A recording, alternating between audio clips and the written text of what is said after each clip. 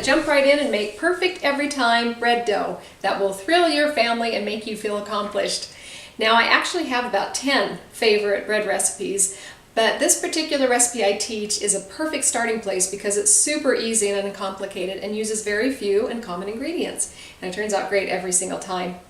Now the best part about this recipe though is its amazing versatility. The possibilities with this one recipe are seemingly endless. You just wait. Now I have found that a lot of people are bothered by the work-intensive process of making bread. There's lots of waiting time, cleanup, and a lot of mess. Well, really, the bread recipes of your grandmas, as beloved as they are, really should be retired. Many of the steps just aren't necessary anymore. We are going to start with 3 cups of hot tap water. Now I use as hot as the tap water will go. Next, you will add in this order a half a cup of sugar, a half of cup of butter that's room temperature. I soften this up in the microwave.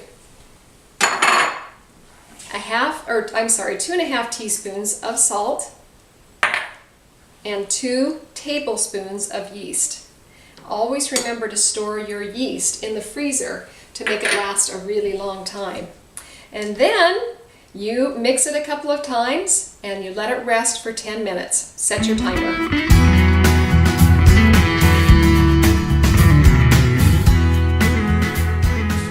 All right, 10 minutes are up. It's time to add your flour. Measure 8 cups of flour. Hey, great tip, use one 8-cup measurer. You never have to lose count again. With this cup, you measure only one time. Hooray!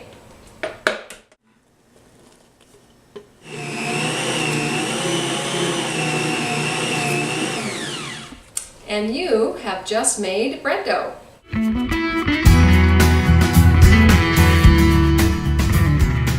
Now guess what?